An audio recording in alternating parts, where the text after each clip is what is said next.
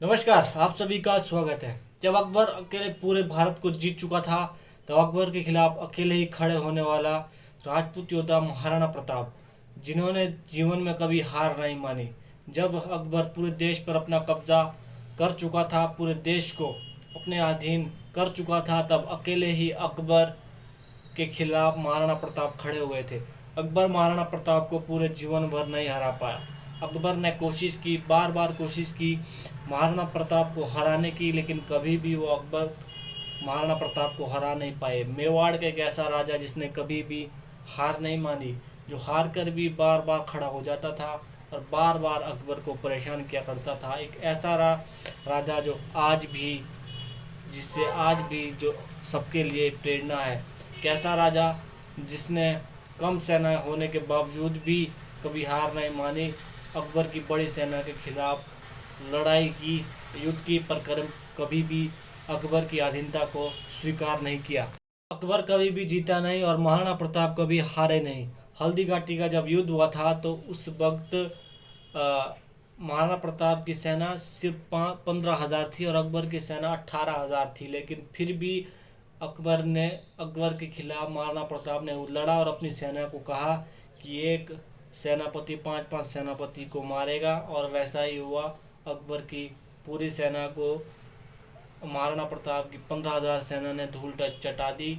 और वो युद्ध आज भी याद करता, आज भी उस युद्ध से हल्दी घाटी में जब जाते हो तो आज भी वहाँ से तलवारें निकलती है। 2 मई 1540 को इनका जन्म हुआ था कुंभलगढ़ में। इनके पिता उदय प्रताप सिंह और माता महाराणा 9 मई कुंभलगढ़ में हुआ था। माता जीवंती बाई थी। लीडरशिप क्वालिटी महाराणा प्रताप में बचपन में ही थी। वो हमेशा नेता की तरह रहे थे। बचपन में जब वो बचपन खेला करते थे तो उस समय भी वो अपने खेल खेल में एक लीडरशिप इनके अंदर पैदा हुई थी। अब अकबर ने क्या किया, अकबर जानता था कि भारत में राज करना बहुत कठिन है, तो उसने अपना दिमाग चलाया और भारत के राजाओं में फूट डाल दी, राजपूतों के अंदर फूट डाल दी, और फूट डालो के राज करो की नीति को अपनाए। धीरे धीरे जय सिंह, भारत के कई राजाओं को फूट डाल डाल के इसने अपनी तरफ खींच लिया। लेकिन यहाँ पर महाराणा प्रताप अकेले पड़ गए। महाराणा प्रताप इनकी बातों पे नहीं आए। महाराणा प्रताप अकेले होने के बावजूद भी उन्होंने कभी भी अकबर की अधीनता को स्वीकार नहीं किया। वो लड़ते रहे, आखिरी वक्त तक वो लड़ते रहे। महाराणा प्रताप भीलों की सेना बनाया करते थे और बार बार हार करके खड़े हो जाया करते थे। ना ये अकबर कभी इन्हें हरा पाया और ना कभी ये इन्हें अपने जीवन काल में पकड़ पाया। मेवाड़ के राजा महाराणा प्रताप हमेशा से अकबर के लिए कांटा बनकर खड़े हुए थे। वो चाहते थे कि किसी न किसी तरीके से अकबर को अपना अधीन लाया जाए, परंतु अकबर कभी भी महाराणा प्रताप को अपने अधीन नहीं ले पाए। इतनी कोशिशों के बाद भी कभी भी वो महाराणा प्रताप और मेवाड़ को नहीं जीत पाए।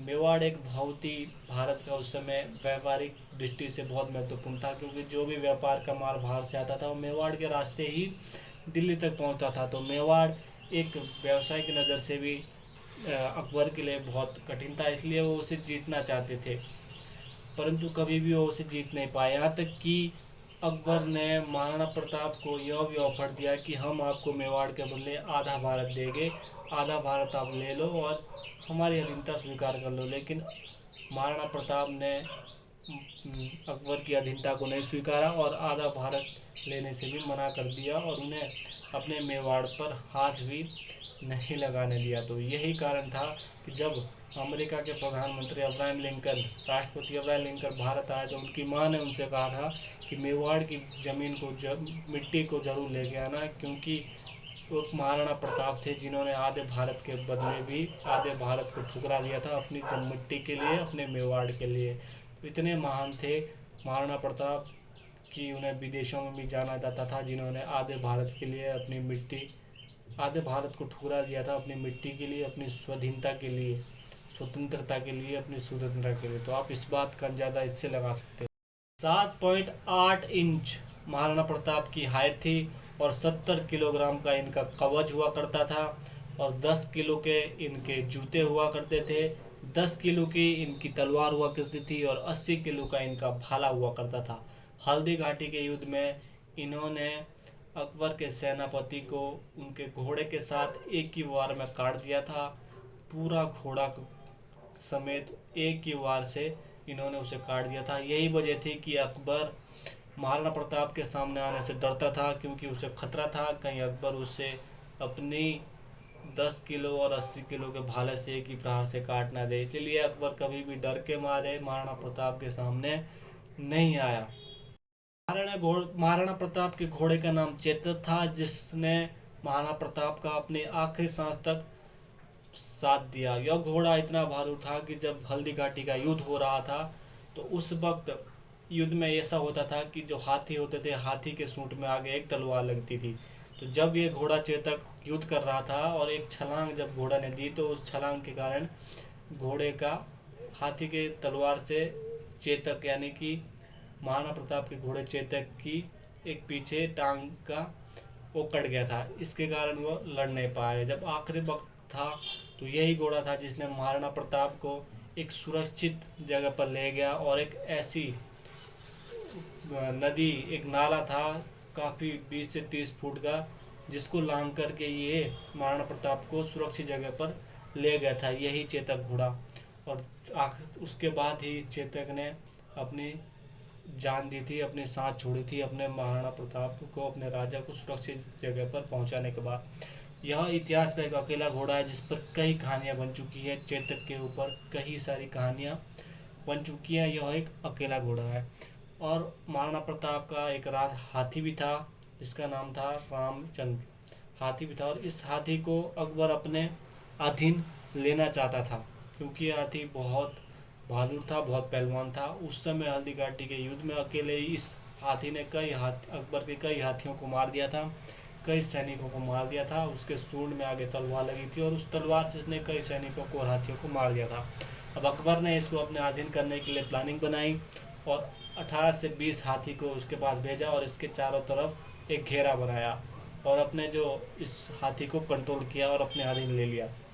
जब अकबर ने इस हाथी को अपने अधीन लिया, जेल में डाला, तो अपने सेनापति से अकबर ने कहा कि इसको सब कुछ खिलाओ जो ये खाना चाहता है। हाथी को सब कुछ खिलाने, लेकिन हाथी ने कुछ भी नहीं खाया। अकबर का दिया हुआ एक भी चीज़ नहीं खाई, सब कुछ इसने त्याग दिया। और 28 दिन के बाद इस हाथी ने अपनी जान दे दी। तो उसके बाद अकबर कहता है कि जब महाराणा प्रताप का हाथी भी मेरी अधीनता स्वीकार नहीं कर रहा, मेरे आगे नहीं झुक रहा, तो महाराणा प्रताप मेरे आगे कैसे झुक जाएगा। एक जानवर महाराणा प्रताप का वही अकबर के आगे नहीं झुक रहा था, तो अकबर के आगे महाराणा प्रताप कैसे झुक जाते। ये कहना था अकबर का उस हाथी के बाद। तो आप देख सकते हो, इतना अंदाज़ा लगा सकते हो कि हाथी कितना महान हाथी था।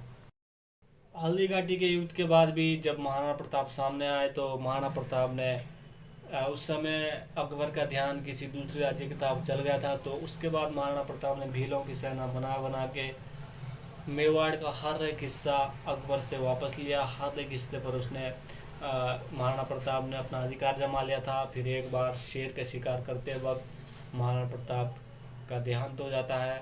जब वो एक बार शेर का शिकार कर रहे थे जंगल में, तो उस वक्त उनका देहांत हो जाता है।